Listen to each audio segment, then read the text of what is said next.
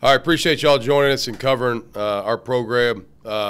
Good to get a win last week. Didn't like the way we started the game. Played really poor in the first half in all three phases, offense, defense, and kicking game. Did not play winning football the entire first half.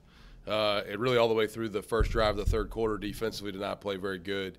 And then once we started to play the game the right way, we came on and played fast and furious and really looked like we played at a different speed about halfway through the third quarter all the way through the fourth quarter, just in how we played the game from a tempo standpoint and our guys executing with pace and rhythm in all phases of the game. So thought we really at halftime, I thought the staff did a good job of making some adjustments. I thought our players did a tremendous job of accepting some of those adjustments and really just recalibrating and refocusing after things did not start ideal for us. And that was self-inflicted in a lot of ways. Some of it was Louisiana Lafayette came out and played a quality football game. They played physical early in the game when we did not. So glad to get the win. Good to be 5-1 in the conference now. It's 7-2 overall. And happy for our guys to find a way. That was a real grit, toughness win by our team.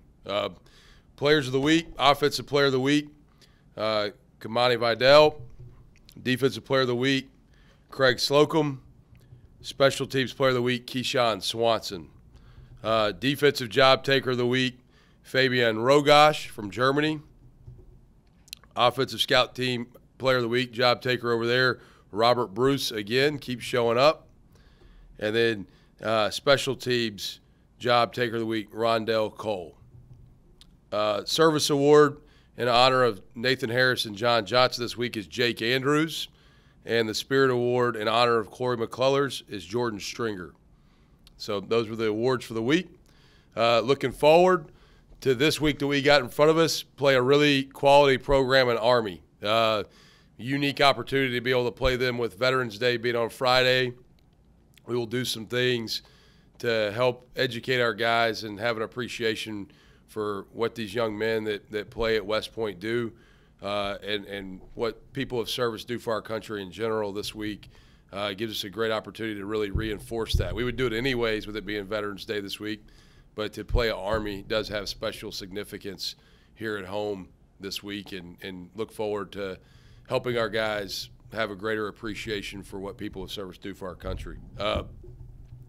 They're a really good team. Coach Munkin, since he's been there since 2016, they are 55-30 with a 65% win percentage.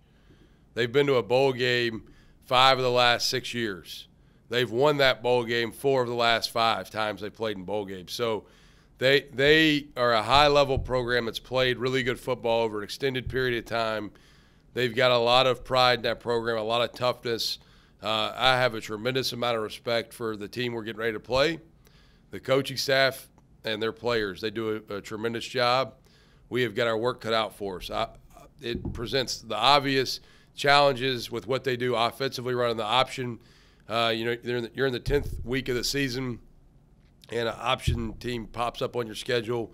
Maybe a bigger challenge than if we were playing an offense very similar to what we've played the last several weeks. So that's unique and different. They're second in the country in rushing yards per game. Defensively, they're built fairly similar to how we are. They've got some good rushers, some good DBs. They got quality players. So, and they do a really good job with punt blocks. They've had a bunch of punts that they've blocked over the last several years. I think they do a good job schematically and with effort in the kicking game. So we got to be good on punt team to make sure that we get the ball out quick and that we protect. So with all that, we'll open up for questions.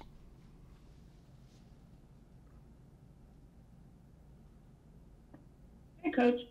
Brianna Jones with WKBY. Hopefully you guys can hear me. We hear you good. Cause audio was sounding a bit off. I think I just sent a message to Adam. But what do you think it's going to take going into this game to have the hot start in the first half versus waiting for the second half to get things going? Yeah, we're gonna do a couple things, maybe structurally with how we practice this week to try to jumpstart our tempo in all 3 phases of the game. Some of that I've assessed maybe could we've done some things differently during the bye to help us jump into the rhythm of the game faster. we didn't play the game very physical early, which was concerning for me. But there's some things we're going to try to tweak and adjust. I'd like for us to play much better first half football than we played. You know, you look back at the Troy team last year, played really good first half football at times, and then in the second half did not. We've sort of been flipped this year. We've played better in the second half. We need to start faster for sure to achieve the best level of success we can, and we're going to work hard this week at trying to emphasize to our guys how we need to start faster and to maybe put them in some situations and some things that they can do better to start fast. Hey, John, this is Jonathan Dothan. How much of it is kind of a bonus to having Coach Wood on staff this year, as familiar as he is with the Army offense?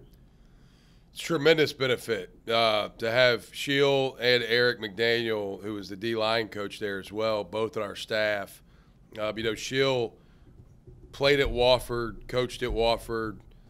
Wofford's an option team. Sheil was at Georgia Tech with Paul Johnson, so was around the option there. And then, obviously, having been at Army West Point the last 2 years, he's got really good familiarity and grasp with just the different layers and nuances to this offense. Now, they do a tremendous job of adjusting, adapting. They see what you're taking away. They count numbers. They do some things that are really creative, and they're well coached. This will be probably one of the weeks that Sheil will not feel me in that staff room giving him as many ideas. I'll probably walk in there each week and give him a ton of ideas about things I'd love to see him do.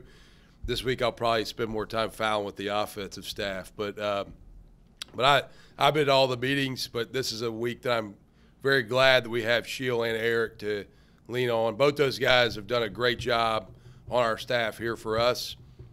Grateful to have them, and I do think their insight with maybe how they try to attack you will help. Still has to get translated to our players because they're the ones that have to go out and execute and play the game at a high level. So no matter how much the coach knows, doesn't really matter. You know, I tell our staff that all the time. It's a player's game, and it's not about how much we know. It's about how much can we get our players to know and execute at a high level. Hey, Coach Jamal Montgomery. As a player, though, and you played the defensive side of the ball, what's the most important part about, when you're facing an option offense? What's the most important part about being a defensive player?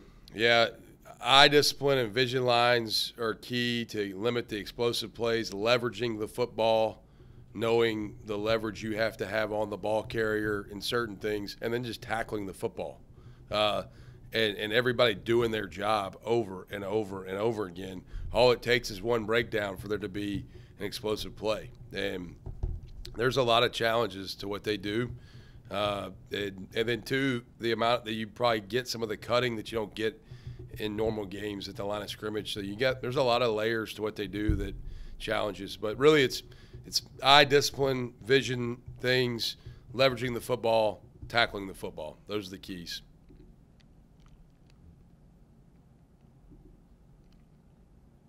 Hey, Coach. I know Rajay and TJ Jackson both seem like they're a little hobbled at the end. Give an update on those guys.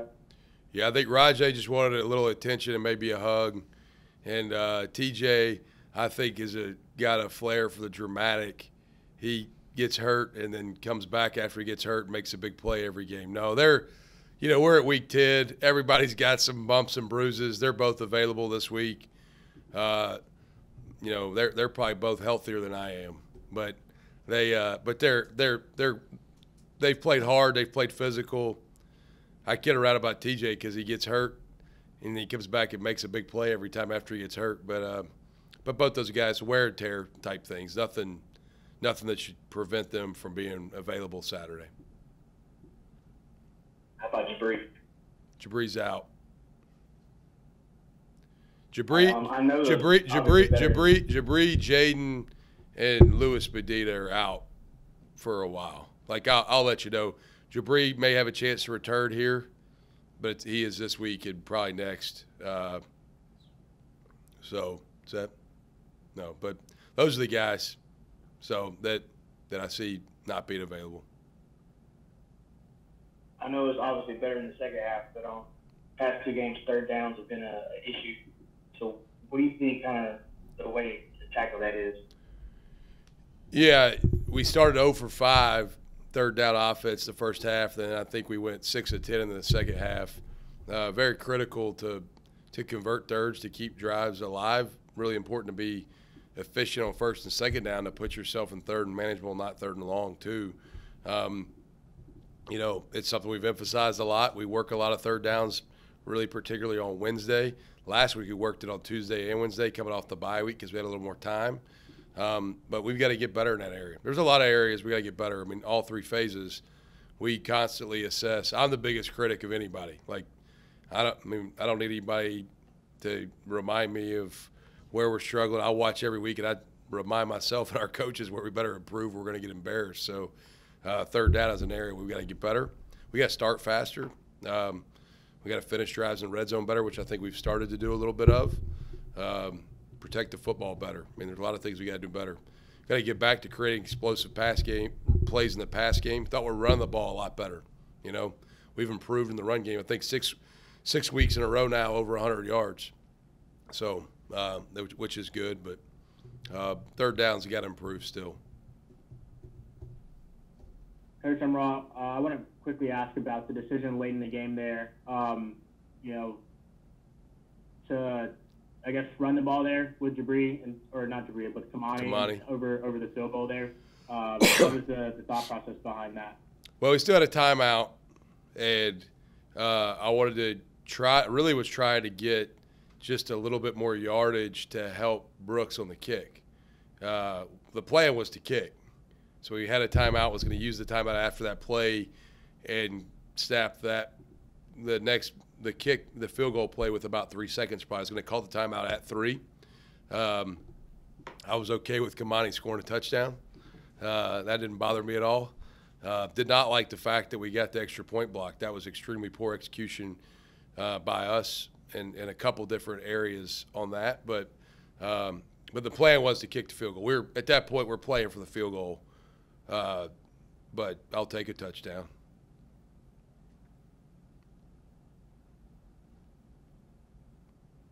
Anybody else?